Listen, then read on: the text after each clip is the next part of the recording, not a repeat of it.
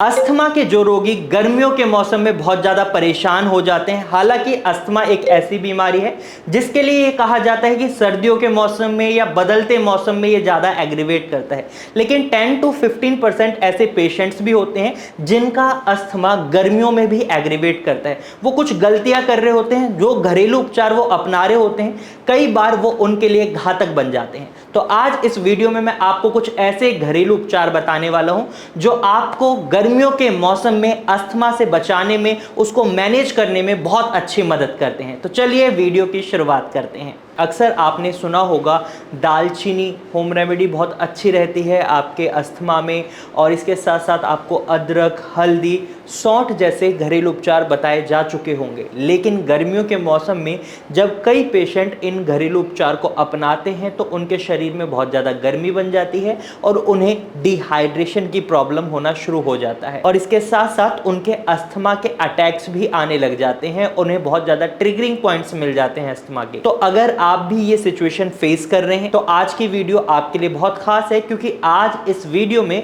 मैं आपको कुछ ऐसे घरेलू उपचार बताने वाला हूं जो गर्मियों के मौसम में अस्थमा रोगियों के लिए बहुत ही फायदेमंद होते हैं। क्योंकि जो घरेलू उपचार मैं आपको बताने वाला हूं ये कुछ ऐसे घरेलू उपचार हैं जो आपके शरीर को ठंडक पहुंचाते हैं, यानी कूलनेस पहुंचाते हैं। जबकि आपने सुना होगा अस्थमा के पेशेंट्स को ये बोला जाता है वो ठंडी चीजें नहीं खा सकते, इससे उनका अस्थमा ट्रिगर होता है। तो ऐसा नहीं होता कि वो सारी ठंडी चीजें नहीं खा सकते। कुछ ठंडी चीजें जो उनके शरीर को ठंडक पहुंचाती हैं वो उनके लिए फायदेमंद भी हो सकती हैं। तो हमारी टीम की रिसर्च की मदद से मैं आपके सामने वो 4 चीजें लेकर आया हूं जो आपको अस्थमा में भी रिलीफ दिलाएंगे और साथ के साथ गर्मियों में आपके शरीर को ठंडक भी पहुंचाएंगे। नंबर 1, अनियन यानी प्याज।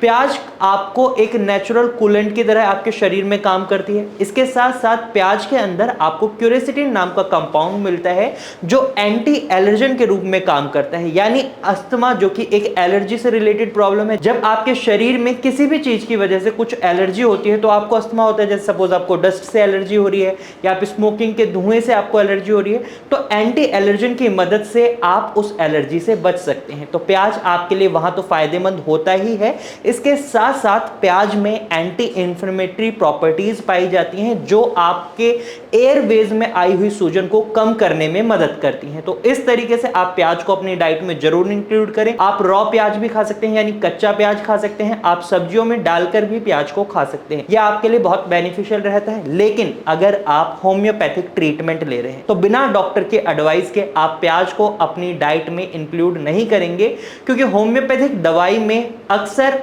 प्याज को खाने के लिए मना करा जाता है। लेकिन अगर आप होम्योपैथिक दवाइयां नहीं खा रहे हैं तो प्याज आपके लिए बहुत वर्थफुल है। इसके बाद आप आंवला अपनी डाइट में जरूर शामिल करें। आंवला खाने में खट्टा होता है, लेकिन आंवला की कुछ प्रॉपर्टीज ऐसी हैं जो आपको अस्थमा से बचाने में भी मदद करती हैं। आंवला एक एंटी इंफ्लेमेटरी फ्रूट है जो आपके एयरवेज में आई हुई सूजन को कम करने में मदद कर।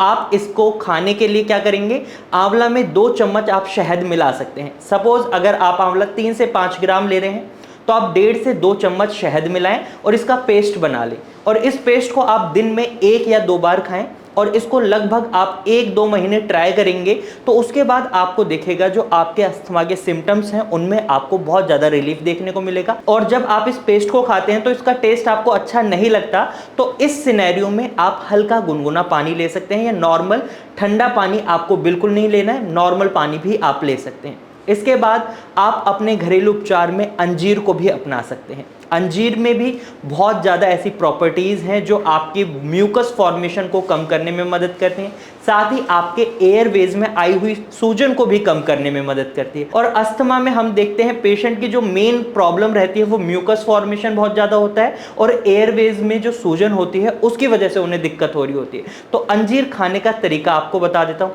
या तो आप ड्राई अंजीर खा लें, सूखे अंजीर खा लें, या फिर आप रात को उनको भिगो कर रख दें और अर्ली मॉर्निंग में आप उन अंजीरों को खा सकते। कोशिश करें आप दिन में 1 या 2 अंजीर ही खाएं, इससे ज़्यादा अंजीर ना खाएं।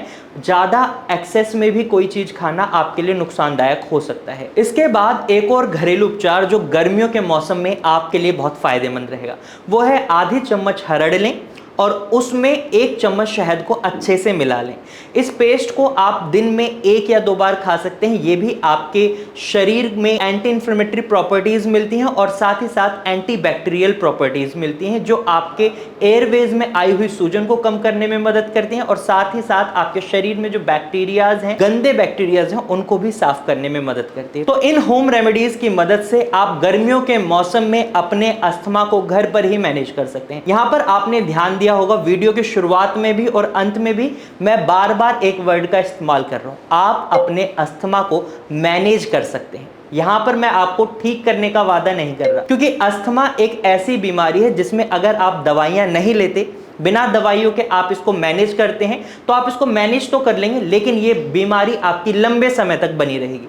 लेकिन वहीं अगर आप होम्योपैथिक ट्रीटमेंट को चूज करते हैं, तो आप देखेंगे इस बीमारी को रूट कॉज के साथ जड़ से खत्म किया जाता है। भारत होम्योपैथी की बात करें तो भारत होम्योपैथी में हम आपको एक कस्टमाइज्ड मेडिसिन प्लान देते हैं, जिसके अंदर हर पेशेंट की दवाई अलग होती है, क्योंकि हर पेशेंट का रूट कॉज अलग होता है, हर पेशेंट का बिहेवियर अलग होता है और हर पेशेंट के सिम्टम्स अलग होते हैं। तो दवाइयां एक कैसे हो सकती हैं?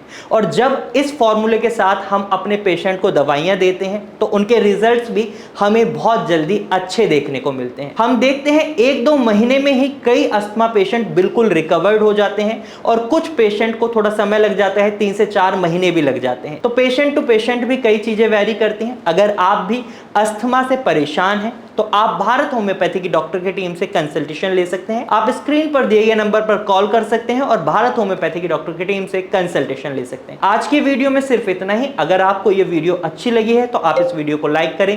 साथ ही ये जानकारी अगर आपको यूजफुल लगी है तो आप इसे अपने दोस्तों और रिश्तेदारों के साथ जरूर शेयर करें। और अगर आप ऐसे ही इंफॉर्मेटिव वीडियोस और देखना चाहते हैं तो आप हमारे चैनल को अभी सब्सक्राइब भी कर सकते हैं और साथ ही बेल आइकन को जरूर दबाएं, ताकि आपको आने वाले समय की सभी वीडियोस का नोटिफिकेशन तुरंत मिले और आप उस जानकारी का लाभ उठा सकें। धन्यवाद।